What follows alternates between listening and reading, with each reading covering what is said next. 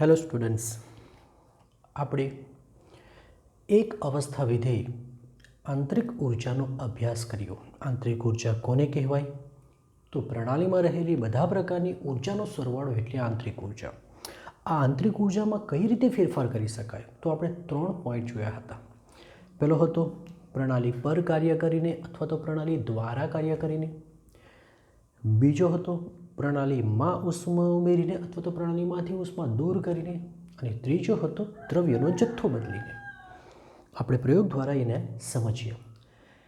તો આ જે અવસ્થા વિધેય છે એને સમજાવવા માટે, અવસ્થા વિધેયની સમજૂતી માટે ઉષ્માગતિશાસ્ત્રના અમુક નિયમો છે.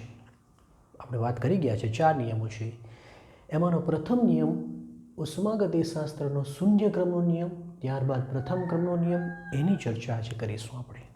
ઓકે, તો આજે ઉષ્માગતિશાસ્ત્રના એકચ્યુઅલી પ્રથમ નિયમને જ ડિટેલમાં જોવાના છે. આનું તો ખાલી વિધાન જ લખીશું. ચાલો, તો શૂન્ય ક્રમના નિયમનું વિધાન શું છે? વિધાન એ છે કે ઉષ્મા હંમેશા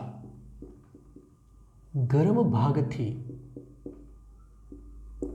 ઠંડા ભાગ તરફ પ્રસરણ પામે છે. પ્રસરણ પામે છે. બસ આ જ છે નિયમ કે ઉષ્મા, યાદ કરો ઉષ્મા મતલબ શું? કે તાપમાનના ફેરફારના કારણે જે ઉર્જાનો વિનિમય થાય બે પ્રણાલી અને પર્યાવરણ વચ્ચે અથવા તો બે પ્રણાલી વચ્ચે તાપમાનના ફેરફારના લીધે જે ઉર્જાનો વિનિમય થાય એને જ ઉષ્મા કહેવામાં આવે. તો એકચ્યુઅલી શૂન્ય ક્રમનો નિયમ ઉષ્માને એક્સપ્લેન કરે છે, વ્યાખ્યાયિત કરે છે. આટલો જ છે કે ઉષ્મા હંમેશા ગરમ ભાગથી ઠંડા ભાગ તરફ પ્રસરણ પામે છે. મહત્વનો છે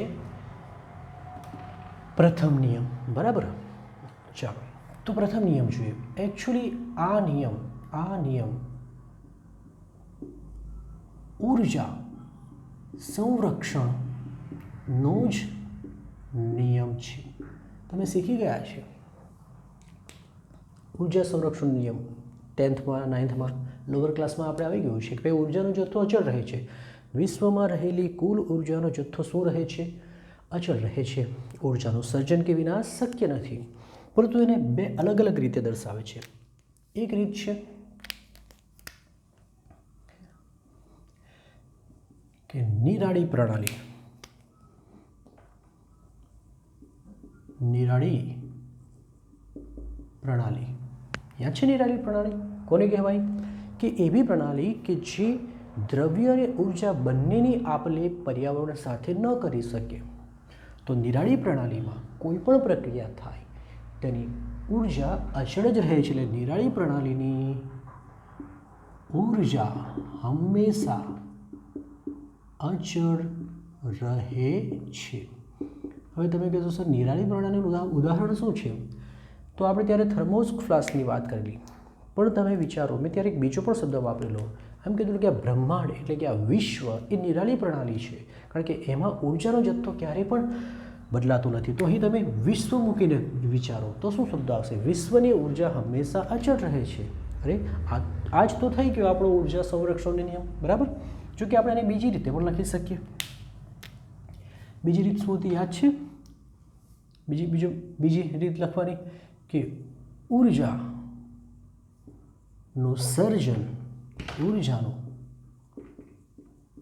સર્જન કે વિનાશ શું નથી? શક્ય નથી. માત્ર એક સ્વરૂપમાંથી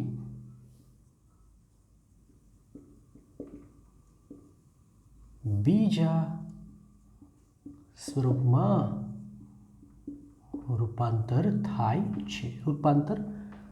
બીજા સ્વરૂપમાં રૂપાંતર પામે છે.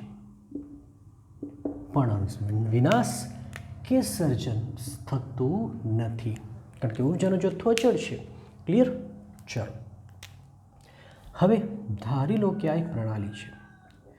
આ પ્રણાલીની કોઈ અવસ્થામાં એની આંતરિક ઉર્જા U1 છે. હવે પ્રણાલી W જેટલું કાર્ય કરે. પ્રણાલી W જેટલું શું કરે? કાર્ય કરે. W જેટલું કાર્ય કરે. ક્યુ જેટલી ઉર્જા શોષે ક્યાં તો ગુમાવે, મતલબ કે ઉષ્મા કેટલી છે ક્યુ ઉષ્મા. જો ડબલ્યુ જેટલું કાર્ય કરે અને ક્યુ જેટલું ઉષ્માનો ફેરફાર થાય તો એ પોતાની નવી સ્થિતિ ધારણ કરશે અને નવી સ્થિતિ નવી અવસ્થામાં એની આંતરિક ઉર્જા શું થઈ જશે U2 થઈ જશે. કહેવાનો મતલબ કે અવસ્થા બદલાય છે તો આંતરિક ઉર્જામાં ફેરફાર થાય છે કારણ કે આંતરિક ઉર્જા અવસ્થા વિધેય છે. તો આપણે લખીશું કે જો પ્રણાલી W જેટલું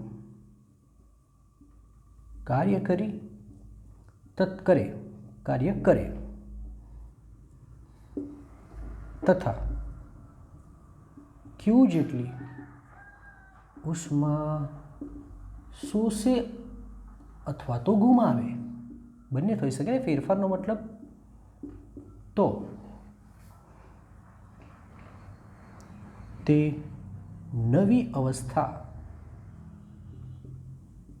પ્રાપ્ત કરે. તેથી અને નવી અવસ્થા પ્રાપ્ત કરે તો આંતરિક ઉર્જામાં શું થશે ફેરફાર થશે. તેથી પ્રણાલીની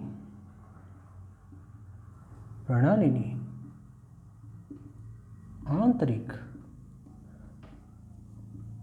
ઉર્જામાં થતો ફેરફાર કે જેને આપણે ડેલ્ટા યુ કહેશું, કેટલો તો ડેલ્ટા યુ બરાબર ક્યુ વત્તા ડબલ્યુ થાય છે. આને જ ઉષ્માગતિશાસ્ત્રનો પ્રથમ નિયમ કહેવામાં આવે. આ ઉષ્માગતિશાસ્ત્રના પ્રથમ નિયમનું ગાણિતિક સ્વરૂપ છે. આ ઉષ્મા ગતિશાસ્ત્રના પ્રથમ નિયમનું કેવું સ્વરૂપ છે ગાણિતિક સ્વરૂપ છે. તો આ સૂત્ર પરથી આપણે દાખલાઓ ગણી શકીએ. આને જ ઉષ્માગતિશાસ્ત્રનો પ્રથમ નિયમ કહેવાય, જેમાં ક્યુ ઉષ્મા બતાવે અને ડબલ્યુ કાર્ય. પણ સવાલ એ છે કે આપણે પ્રણાલી પર કાર્ય અને પ્રણાલી દ્વારા કાર્ય એવો બધો શબ્દ વાપરેલો, અમુક જગ્યાએ ડબલ્યુ પ્લસ આવે ને અમુક જગ્યાએ ડબલ્યુ માઇનસ આવે, એટલે એ શું છે? એટલે આપણે સંજ્ઞા પ્રણાલી જોવાની છે. આપણે સંજ્ઞા પ્રણાલી જોઈએ. સંજ્ઞા પ્રણાલીમાં એવું છે કે જો પ્રણાલી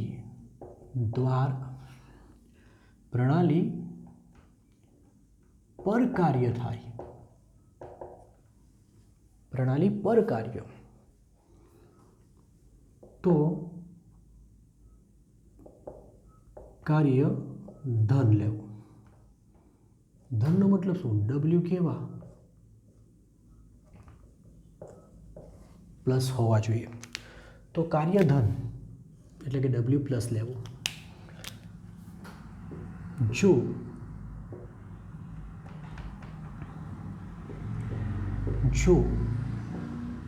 પ્રણાલી દ્વારા કાર્ય થાય તો કાર્ય ઋણ લેવામાં આવે, એટલે ચિહ્ન ત્યારે ડબલ્યુનું માઇનસ લેવામાં આવે છે.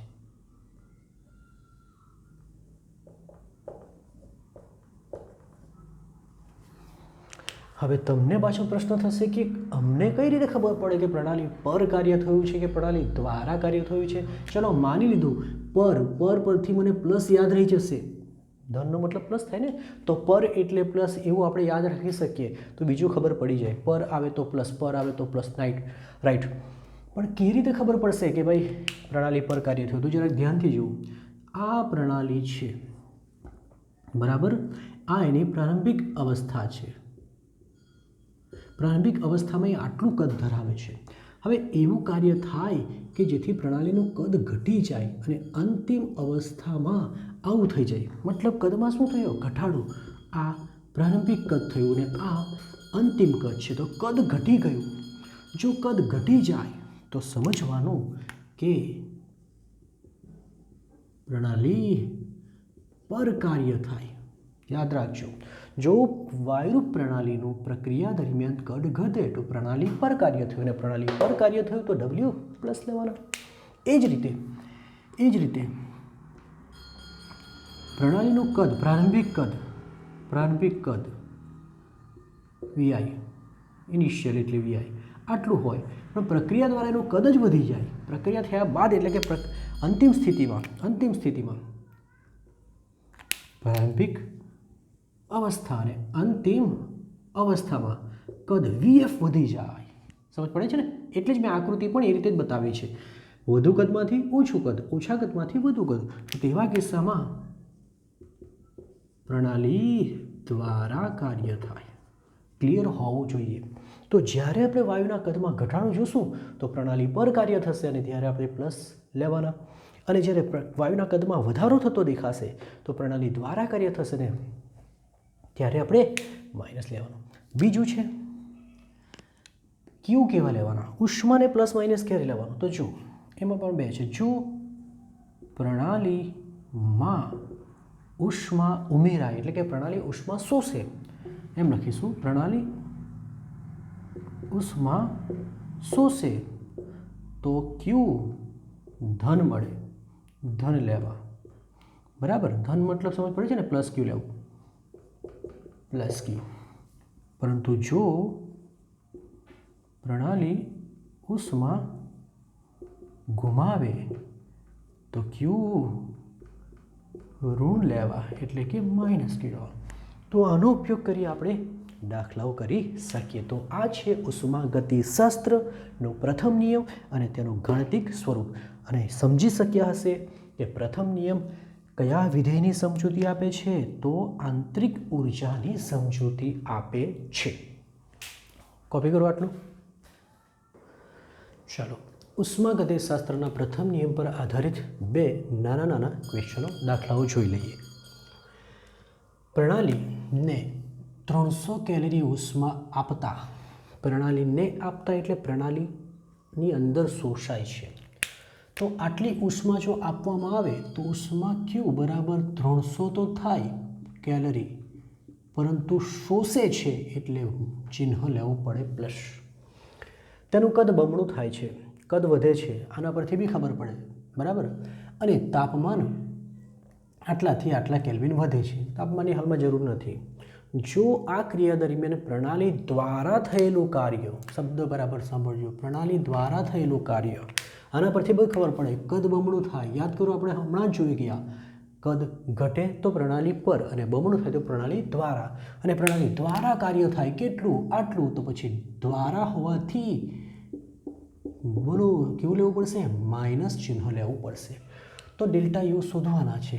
તો ડેલ્ટા યુ બરાબર, તો સૂત્ર શું છે? ક્યુ પ્લસ ડબલ્યુ. કિંમત મૂકો 300, પણ કેવા? પ્લસ, અને આ કેવા? માઇનસ. તો જવાબ કેટલો આવશે? 100 કેલરી. સિમ્પલ જવાબ. આ જ અગત્યનું છે, ચિહ્ન જ અગત્યના છે. સ્વાધ્યાય 6.7 આ એક્સ્ટ્રા છે. એક પ્રક્રમમાં પ્રણાલી દ્વારા 701 જૂલ ઉષ્મા શોષાયેલી છે. ફરી પાછા શોષાયેલી છે એનો મતલબ કે ક્યુ આવે પ્લસ, અને 394 જૂલ કાર્ય પ્રણાલી દ્વારા, ફરી પાછું દ્વારા આવ્યું, દ્વારા એટલે માઇનસ 394 જૂલ થાય છે. તો પ્રણાલીની આંતરિક ઉર્જામાં તફાવત શોધો એટલે ડેલ્ટા યુ શોધવા કહે છે. સૂત્ર ક્યુ પ્લસ ડબલ્યુ આવે 701, તો લગભગ 307 જૂલ આન્સર આવશે.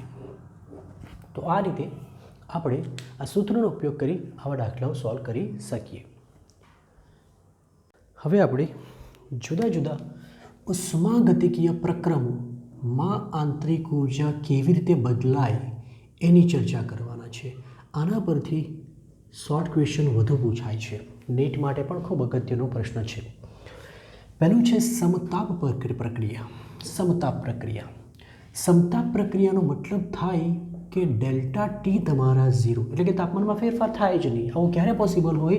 જ્યારે T1 અને T2 સમાન થઈ જાય તો તાપમાનમાં ફેરફાર 0 થઈ જાય. અને યાદ રાખજો કે જો તાપમાનમાં ફેરફાર 0 થાય તો આંતરિક ઉર્જા પણ શૂન્ય જ હોય છે, કારણ કે આંતરિક ઉર્જા માત્ર ને માત્ર તાપમાન પર આધાર રાખે. અગાડી ચર્ચા દરમિયાન આ પદ આવ્યો હોય કે ન આવ્યો હોય, તમારે યાદ રાખવાનું છે કે આંતરિક ઉર્જા ચલે છે તાપમાન પર જ આધાર રાખે છે, તાપમાન પર આધાર, બીજી કોઈ પણ બાબત પર આધાર રાખતું નથી.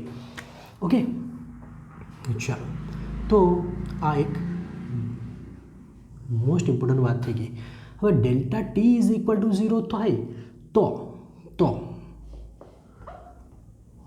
તો આ 0 થઈ જાય, અને આ જો 0 થાય તો પછી ક્યુ વત્તા ડબલ્યુ બરાબર ડેલ્ટા યુ 0 થઈ જાય. તો તેવા કિસ્સામાં શું પોસિબલ?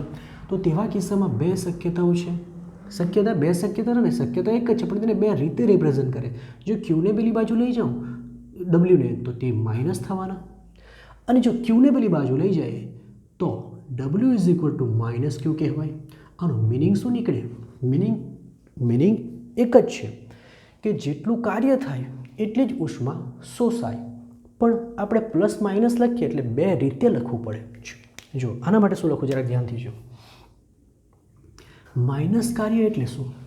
કાર્ય માઇનસ અને આ પ્લસ છે. માઇનસ કાર્ય એટલે પ્રણાલી દ્વારા, અને આ ક્યુ પ્લસ છે ને, એટલે મતલબ કે ઉષ્મા શોષાશે. તો અહીં એમ લખાય કે પ્રણાલી દ્વારા શોષાયેલી ઉષ્મા બરાબર ઇઝ ઇક્વલ ટુ પ્રણાલી દ્વારા થયેલું કાર્ય. મતલબ શું કે જ્યારે સમતાપ પ્રક્રિયા હોય તો તેમાં પ્રણાલી દ્વારા શોષાયેલી ઉષ્મા એ પ્રણાલી દ્વારા થયેલા કાર્ય બરાબર હોય છે. દ્વારા શબ્દ બરાબર સાંભળજો બરાબર.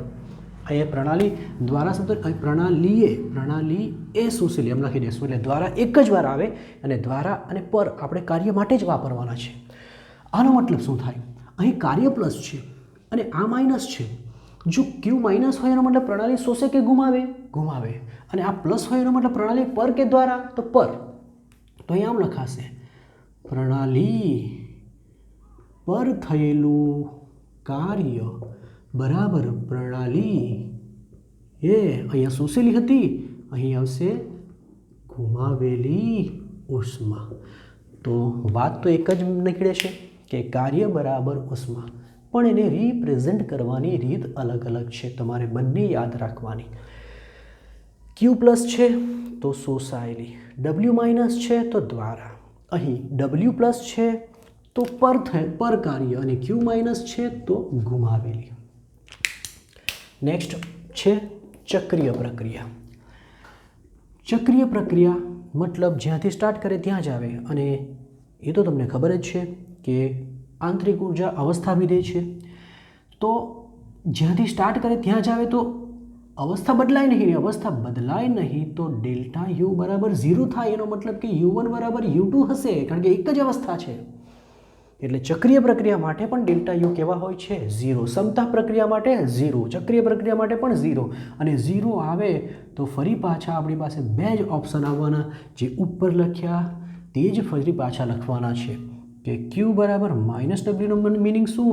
તો આ જ પદ અહીં આવશે કે પ્રણાલીએ શોષેલી ઉષ્મા ઇઝ ઇક્વલ ટુ પ્રણાલી દ્વારા થયેલું કાર્ય. જ્યારે અહીં W is equal to minus Q, minus એટલે ગુમાવે, તો અહીં શું લખીશું?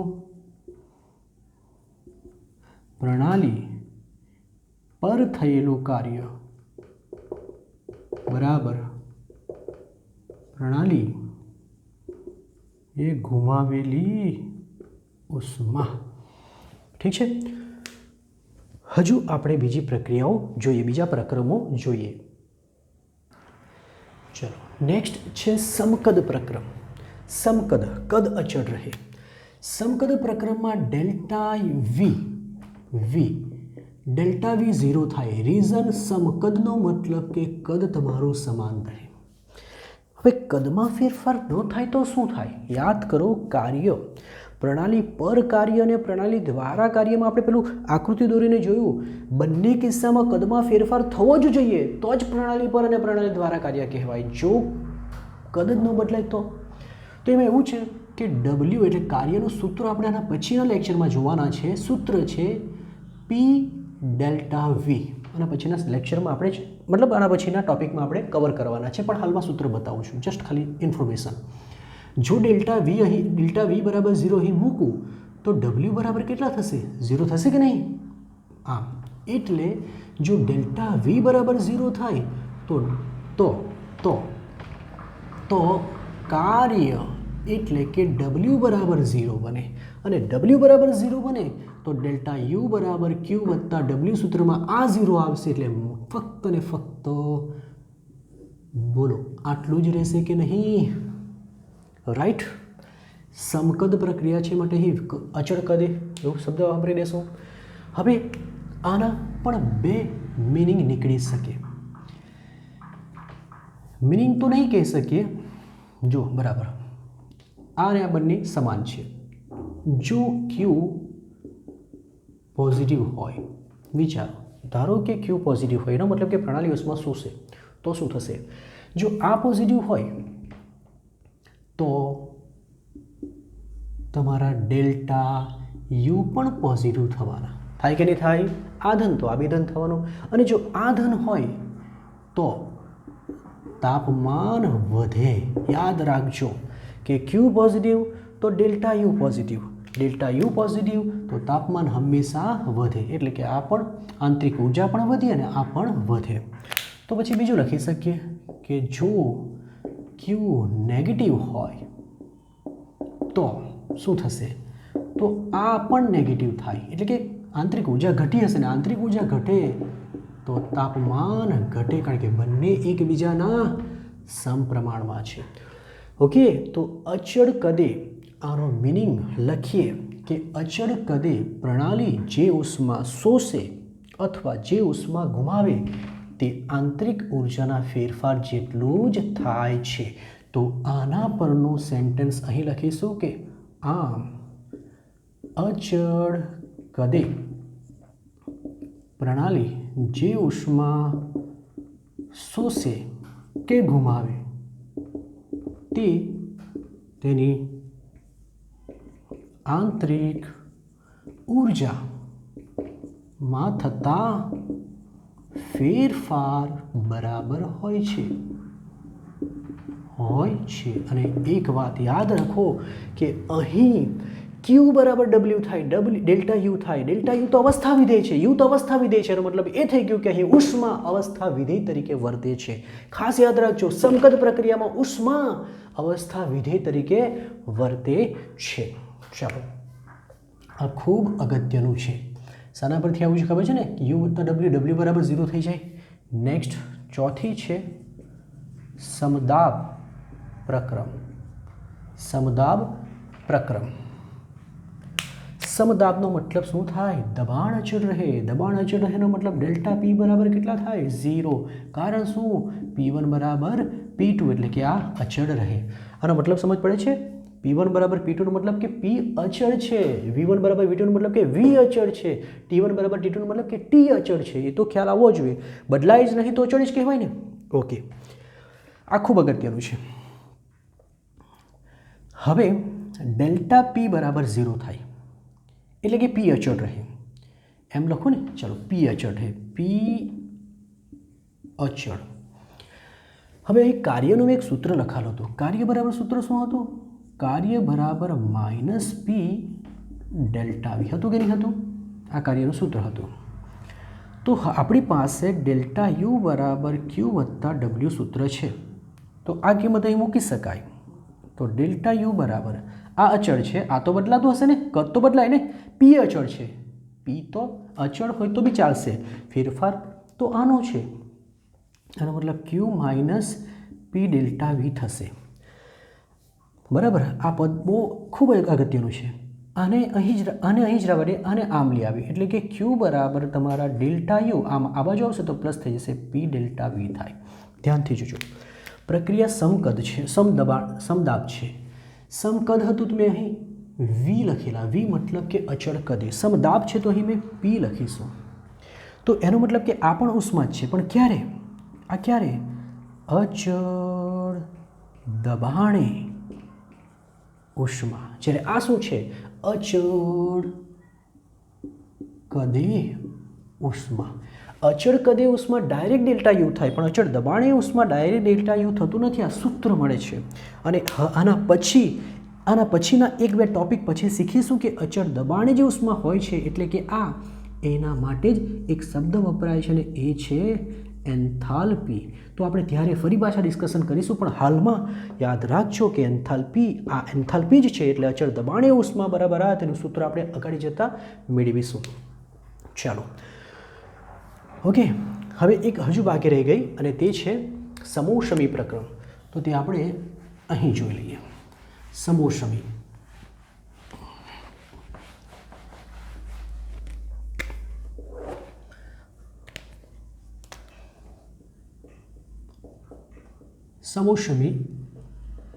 પ્રક્રમ.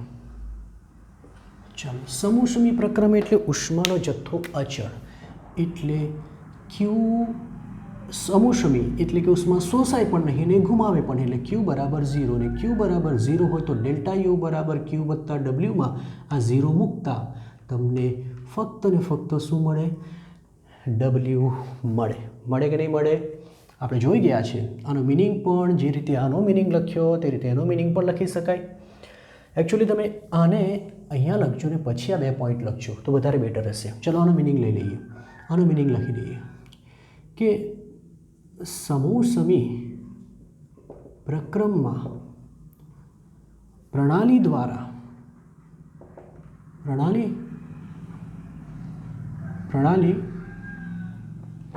થતું કાર્ય તેની આંતરિક ઉર્જામાં ફેરફાર બરાબર હોય છે. એટલે કે પ્રણાલી દ્વારા અથવા તો પર થયેલું કાર્ય તેની આંતરિક ઉર્જા ફેરફાર બરાબર થાય છે. હવે આ જે 2 પદ બનાવ્યા તે રીતે અહીં પણ 2 પદ બનાવીએ. આને તમારે અહીં લખવાનું એટલે કે આના જેવું આવી જશે. હવે લખીએ. જો W પોઝિટિવ હોય, યાદ કરો પોઝિટિવ મતલબ પ્રણાલી પર કાર્ય, તો ડેલ્ટા યુ પણ કેવા આવશે? પોઝિટિવ. અને તો તાપમાન આના જેવું જ, તાપમાન શું થશે? તાપમાન વધે. ક્લિયર? ઓકે.